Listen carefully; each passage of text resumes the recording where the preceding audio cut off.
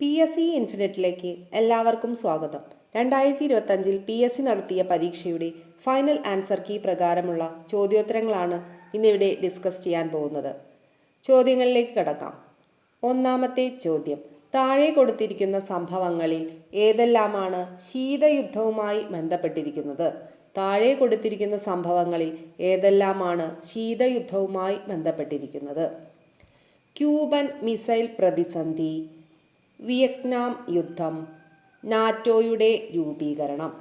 Cuban missile പ്രതിസന്ധി, Vietnam യുദ്ധം, നാറ്റോയുടെ രൂപീകരണം ഇവയെല്ലാം ശീതയുദ്ധവുമായി ബന്ധപ്പെട്ടിരിക്കുന്ന സംഭവങ്ങളാണ്.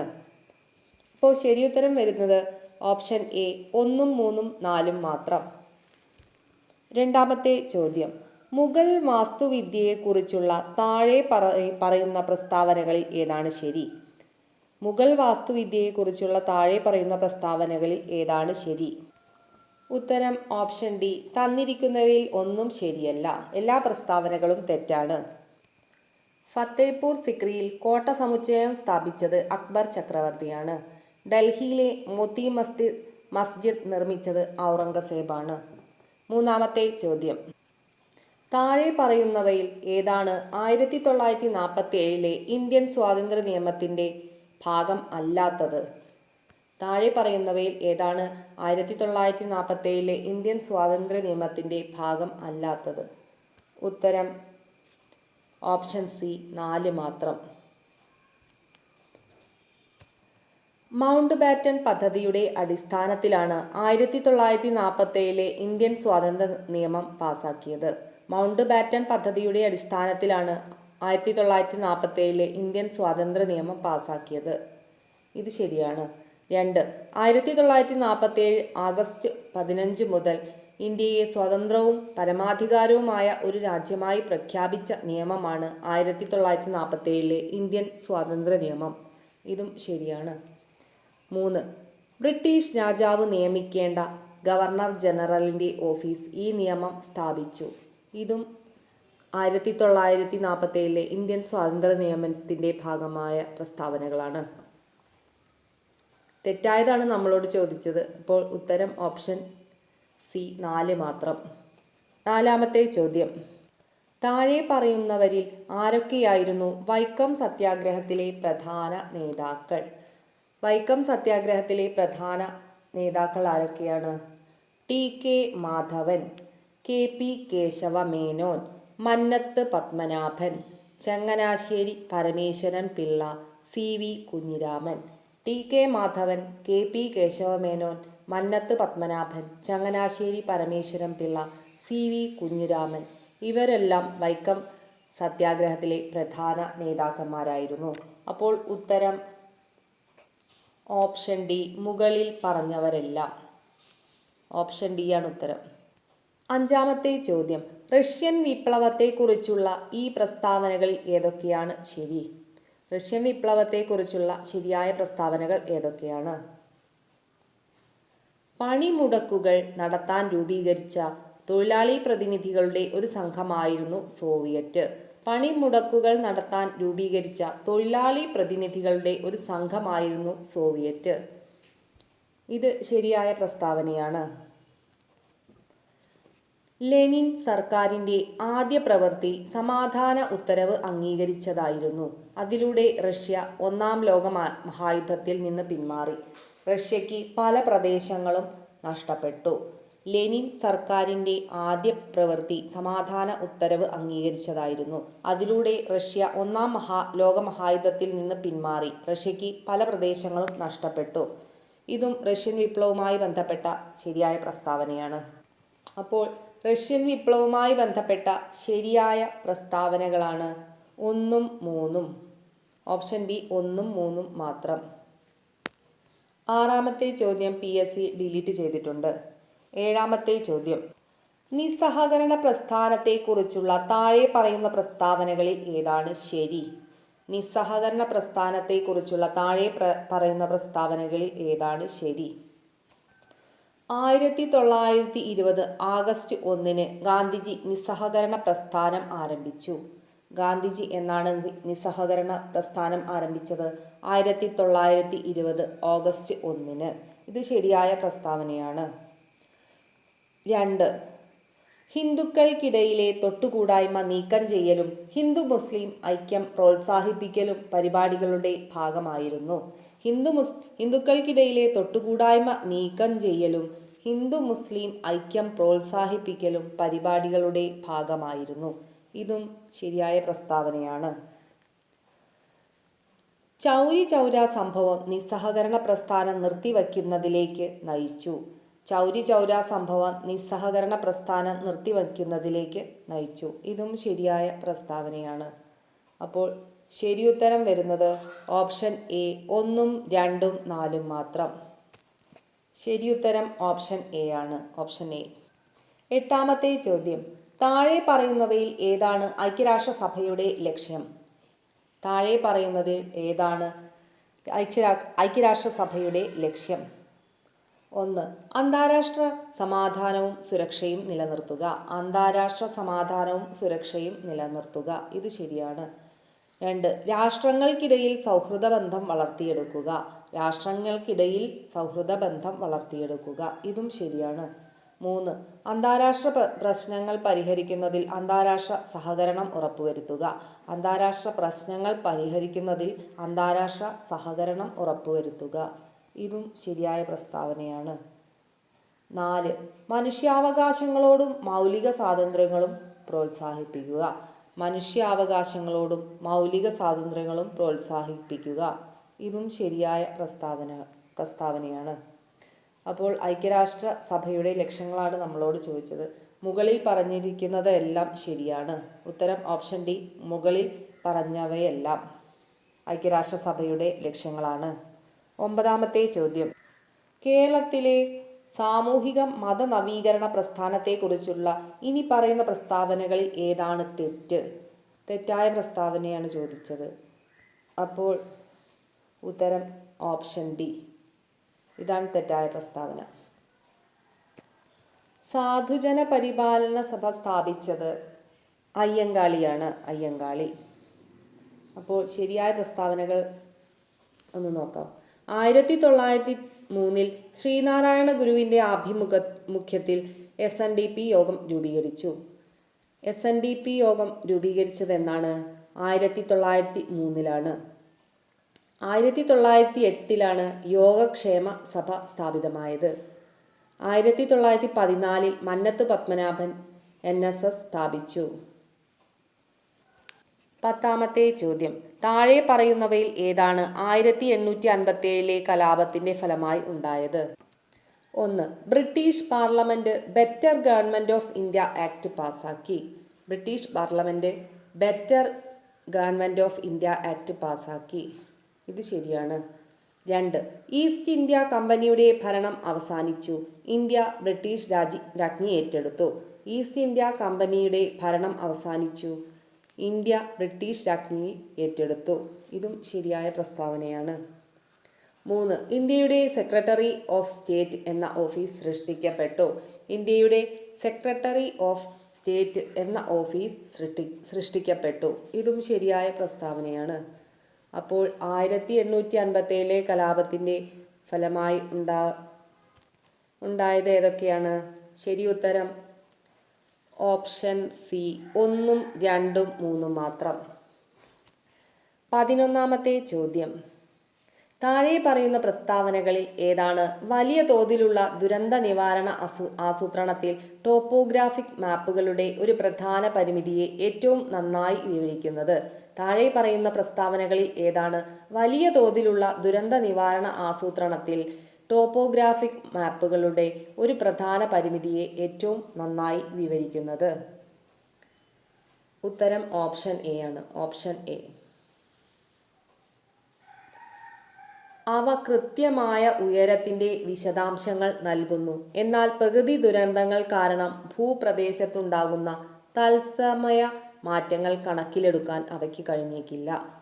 അവ കൃത്യമായ ഉയരത്തിൻ്റെ വിശദാംശങ്ങൾ നൽകുന്നു. എന്നാൽ പ്രകൃതി ദുരന്തങ്ങൾ കാരണം ഭൂപ്രദേശത്തുണ്ടാകുന്ന തത്സമയ മാറ്റങ്ങൾ കണക്കിലെടുക്കാൻ അവയ്ക്ക് കഴിഞ്ഞേക്കില്ല.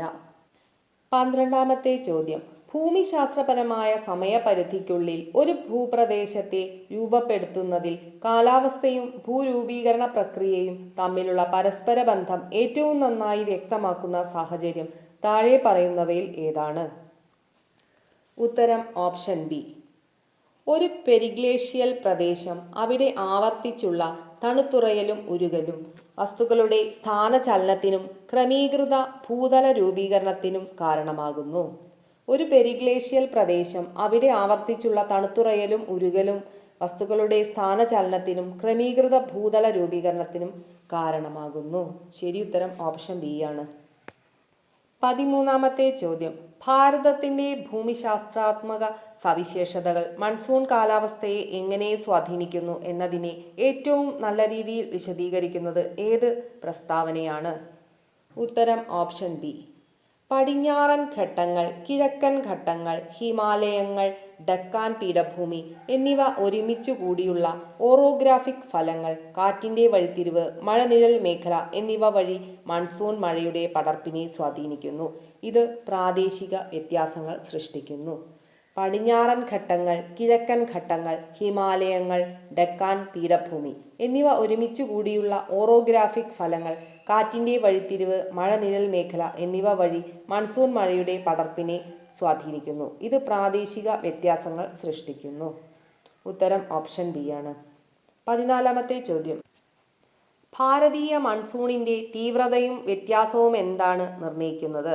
താഴെ പറയുന്നവയിൽ ഏതാണ് ഏറ്റവും ഉചിതമായ വിശദീകരണം? ഭാരതീയ മൺസൂണിൻ്റെ തീവ്രതയും വ്യത്യാസവും എന്താണ് നിർണ്ണയിക്കുന്നത്? താഴെ പറയുന്നവയിൽ ഏതാണ് ഏറ്റവും ഉചിതമായ വിശദീകരണം? ഉത്തരം ഓപ്ഷൻ ബി ആണ്. Option B. അന്തർ ട്രോപ്പിക്കൽ കൺവെർജൻസ് സോൺ എന്നതിൻ്റെ സ്ഥാനമാറ്റം, ജെറ്റ് സ്ട്രീം, ഭൗമശാസ്ത്ര പ്രത്യാഘാതങ്ങൾ, എൻസോ സംഭവങ്ങൾ എന്നിവയുടെ സംയുക്ത സ്വാധീനമാണ് ഭാരതീയ മൺസൂൺ രൂപപ്പെടുന്നത്. അന്തർ ട്രോപ്പിക്കൽ കൺവെർജൻസ് സോൺ എന്നതിൻ്റെ സ്ഥാനമാറ്റം, ജെറ്റ് സ്ട്രീം, ഭൗമശാസ്ത്ര പ്രത്യാഘാതങ്ങൾ, എൻസോ സംഭവങ്ങൾ, എൽനിനോ, ലാനിനോ എന്നിവയുടെ സംയുക്ത സ്വാധീനമാണ് ഭാരതീയ മൺസൂൺ രൂപപ്പെടുന്നത്. 15ാമത്തെ ചോദ്യം. പാലക്കാട് ചുരത്തിൻ്റെ പ്രാദേശിക കാലാവസ്ഥയിലും മനുഷ്യപ്രവർത്തനങ്ങളിലും ഉള്ള വിപുലമായ സ്വാധീനം ഏറ്റവും ഉചിതമായി വിശദീകരിക്കുന്നത് താഴെ പറയുന്നവയിൽ ഏതാണ്?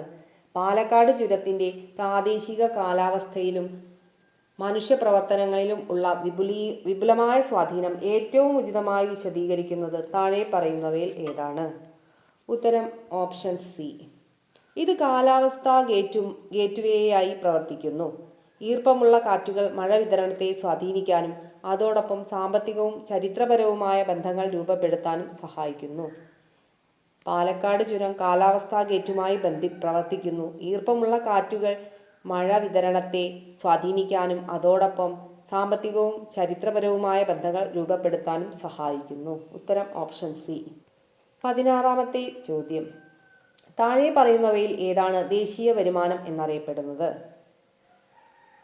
ഘടകമൂല്യത്തിൽ അറ്റ ദേശീയ ഉൽപ്പന്നം. ഉത്തരം ഓപ്ഷൻ സി. ഘടകമൂല്യത്തിൽ അറ്റ ദേശീയ ഉൽപ്പന്നമാണ് ദേശീയ വരുമാനം എന്നറിയപ്പെടുന്നത്. 17ാമത്തെ ചോദ്യം. ഏത് പഞ്ചവത്സര പദ്ധതിയാണ് ഗരീബി ഹഠാവോ ലക്ഷ്യമിട്ടത്?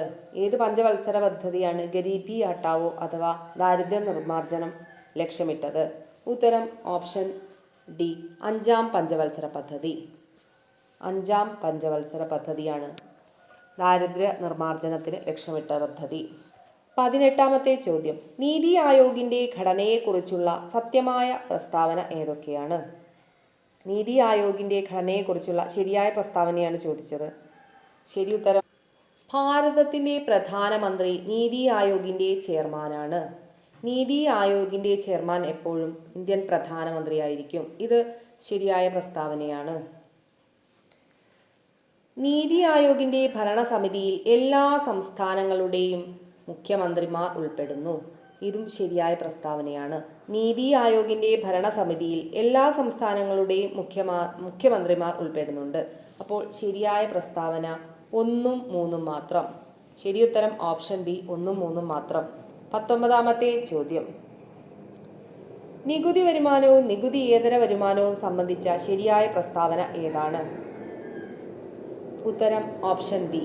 നികുതി വരുമാനം സർക്കാർ നിർബന്ധിതമായി ഈടാക്കുന്ന നികുതികളിലൂടെ ലഭിക്കുന്ന വരുമാനമാണ്.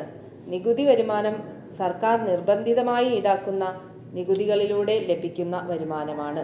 അതേസമയം നികുതിയേതര വരുമാനം സർക്കാർ സേവനങ്ങൾ, ഫീസ്, നിക്ഷേപങ്ങൾ എന്നിവ വഴി ലഭിക്കുന്നതാണ്.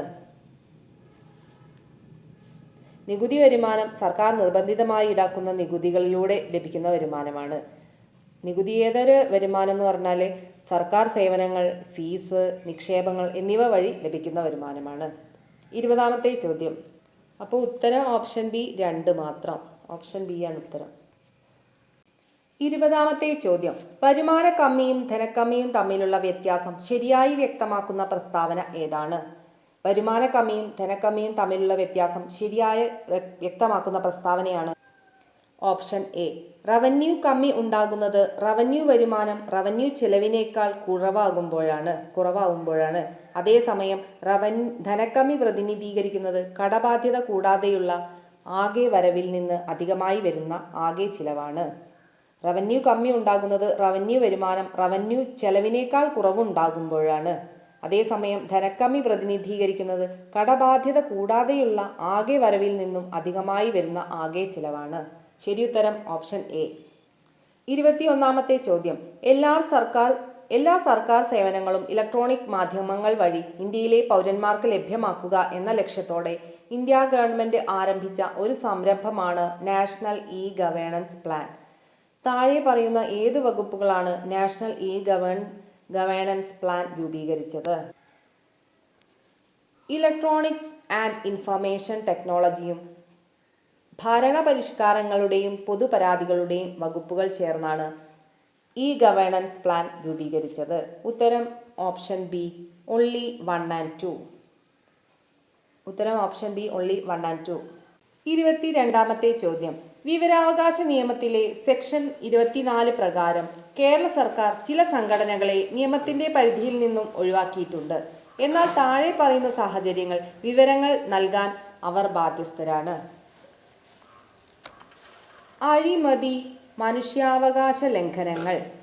ഈ സാഹചര്യങ്ങളിൽ വിവരം നൽകാൻ അവർ ബാധ്യസ്ഥരാണ്.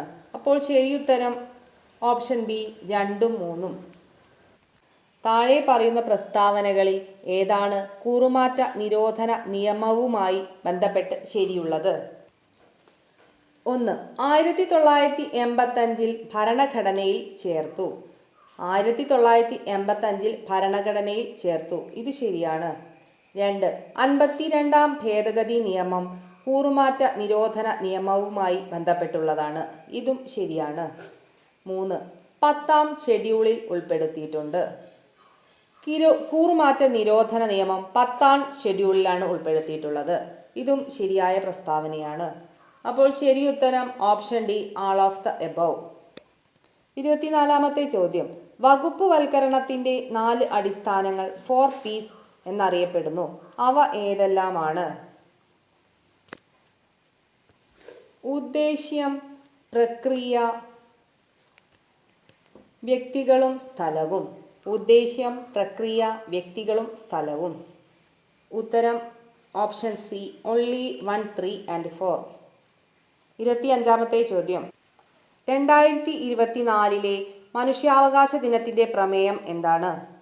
2024 മനുഷ്യാവകാശ ദിനത്തിന്റെ പ്രമേയമാണ് നമ്മുടെ അവകാശങ്ങൾ നമ്മുടെ ഭാവി ഇപ്പോൾ. നമ്മുടെ അവകാശങ്ങൾ നമ്മുടെ ഭാവി ഇപ്പോൾ എന്നതാണ് 2024 മനുഷ്യാവകാശ ദിനത്തിന്റെ പ്രമേയം. ശരി ഉത്തരം ഓപ്ഷൻ ഓൺലി 1. 73ാം ഭേദഗതി നിയമം നേരിട്ട് ബാധകമല്ലാത്ത സംസ്ഥാനങ്ങൾ ഏതൊക്കെയാണ്? 73ാം ഭരണഘടനാ ഭേദഗതി നിയമം നേരിട്ട് ബാധകമല്ലാത്ത സംസ്ഥാനങ്ങളാണ് നാഗാലാൻഡ്, മിസോറം, മേഘാലയ. നാഗാലാൻഡ്, മിസോറം, മേഘാലയ. ഉത്തരം ഓപ്ഷൻ ബി 1, 2, 4. 27ാമത്തെ ചോദ്യം. ഇന്ത്യൻ ഭരണഘടന അംഗീകരിക്കപ്പെടുകയും നടപ്പിലാക്കുകയും ചെയ്തത് നവംബർ 26 1949, ജനുവരി 26 1950. ഇന്ത്യൻ ഭരണ അംഗീകരിച്ചത് നവംബർ 26-നാണ്. ഇന്ത്യൻ ഭരണഘടന അംഗീകരിക്കപ്പെട്ടത് 1949 നവംബർ 26-നാണ്. ഇന്ത്യൻ ഭരണഘടന നിലവിൽ വന്നത് 1950 ജനുവരി 26-നാണ്. 28-ാമത്തെ ചോദ്യം. ഭരണഘടനാ സംവിധാനത്തിന്റെ പരാജയത്തിന്റെ പേരിൽ ഒരു സംസ്ഥാനത്ത് രാഷ്ട്രപതി ഭരണം നടപ്പിലാക്കാനുള്ള വകുപ്പ് ഏതാണ്? ഭരണഘടനാ സംവിധാനത്തിന്റെ പരാജയത്തിന്റെ പേരിൽ ഒരു സംസ്ഥാനത്ത് രാഷ്ട്രപതി ഭരണം നടപ്പിലാക്കാനുള്ള വകുപ്പാണ് ആർട്ടിക്കിൾ 356. ആർട്ടിക്കിൾ 356 സംസ്ഥാനങ്ങളിലെ രാഷ്ട്രപതി ഭരണവുമായി ബന്ധപ്പെട്ട ആർട്ടിക്കിളാണ്. 29-ാമത്തെ ചോദ്യം PSC ഡിലീറ്റ് ചെയ്തിട്ടുണ്ട്. 30-ാമത്തെ ചോദ്യം. ഇന്ത്യൻ ഭരണഘടനയുടെ ആർട്ടിക്കിൾ 17 താഴെ പറയുന്നതിൽ ഏതുമായി ബന്ധപ്പെട്ടിരിക്കുന്നു? ആർട്ടിക്കിൾ 17 തൊട്ടുകൂടായ്മ നിർത്തലാക്കലുമായി ബന്ധപ്പെട്ടിരിക്കുന്നു. ശരി ഉത്തരം ഓപ്ഷൻ എ, തൊട്ടുകൂടായ്മ നിർത്തലാക്കൽ. അപ്പോൾ വീഡിയോ ഇഷ്ടപ്പെട്ടാൽ എല്ലാവരും ചാനൽ സബ്സ്ക്രൈബ് ചെയ്യാനും ലൈക്ക് ചെയ്യാനും മറക്കരുത്. വീഡിയോ കണ്ട എല്ലാവർക്കും നന്ദി.